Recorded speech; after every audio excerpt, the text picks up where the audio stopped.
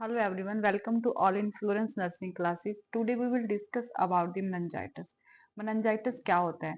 Firstly meningitis के अंदर meninges क्या होते हैं? meninges का मतलब होता है outer covering of the brain and the spinal cord. जो स्पाइनल कोड होता है हमारा और जो ब्रेन होता है उसकी आउटर आउटर कवरिंग को बोला जाता है meninges।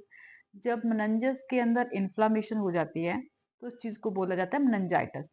जो मेनिंजेस होती है वो 3 लेयर से मिलकर बनती है। सबसे आउटर लेयर होती है dura mater, then arachnoid mater, last वाली जो इनर लेयर होती है वो होती है पिया मैटर। जब ये तीनों लेयर्स के अंदर इन्फ्लामेशन या इन्फेक्शन फैल जाए उस चीज को बोला जाता है मेनिंजाइटिस।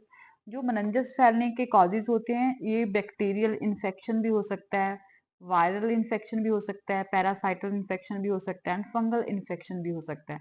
जो इसके सिम्टम्स हैं, कौन कौन से सिम्टम्स दिखते हैं? फर्स्टली हेडेक हो जाता है और फीवर आना स्टार्ट हो जाता है, मैलेज हो जाता है, ब्रेन क्रम्प्स मीन्स जो ब्रेन की मसल्स होती हैं उनके अंदर क्या होता है, क्रम्प्स आने स्टार्ट हो जाते हैं, ब्लड प्रेशर हाई होने लग जाता है, फेंटिंग होना स्टार्ट हो जाता है, रेस्टलेसनेस होना स्टार्ट हो जाता है, एकदम से सीवियर हेडेक पेन स्टार्ट हो जाता है। इसके अलावा क्या होता है कि आई साइड्स के ऊपर बहुत ज़्यादा इफेक्ट पड़ता है, ईयर्स वगैरह पेन करने लग जाते हैं। ऐसे बहुत से सिम्टम्स है जिससे हमें दिखने लग जाता है कि कैंडिडेट्स के ब्रेन के अंदर तो कुछ ना कुछ प्रॉब्लम चल रही है। अगर बात करें इसके ट्रीटमेंट की तो treatment as per doctor order देना चाहिए। जो डॉक्टर प्रिस्क्राइब करता है treatment, like firstly if patient is suffering from the bacterial infection then provide the antibiotics drugs। अगर वायरल इन्फेक्शन है तो कैंडिडेट्स को एंटीवायरल ड्रग देनी चाहिए।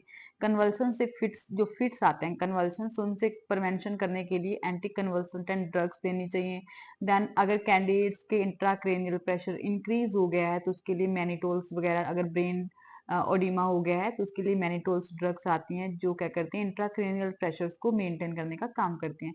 इसके अलावा प्रिवेंशन के अंदर, जो नर्सिंग केयर के अंदर क्या होता है, कैंडिडेट्स का हमें vital sign every 2 hourly check करते रहना चाहिए।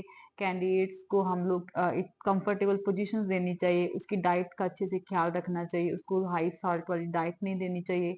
इसके अलावा उसको कंफर्टेबल एंड पीसफुल इन्वायरमेंट देना चाहिए जिसके अंदर वो आराम से रेस्ट कर सके। ऐसे बहुत सी चीजें आती हैं प्रिवेंशन के अंदर। उसका पर्सनल हाइजीन मेंटेन करके रखना चाहिए, साइकोलॉजिकल सपोर्ट देनी चाहिए to reduce the anxiety and candidate को रिक्रिएशनल थेरेपी देनी चाहिए जिसका उसका माइंड डाइवर्ट हो सके, अपनी फैमिली के साथ बात कर सके। बहुत सारी ऐसी चीजें आती हैं जिसके अंदर हम लोग क्या कर सकते हैं, मेनिंजाइटिस वाले कैंडिडेट्स को हम सपोर्ट कर सकते हैं और उसको सहारा दे सकते हैं, देन उसको रिकवर करने का काम कर सकते हैं। Thank you so much.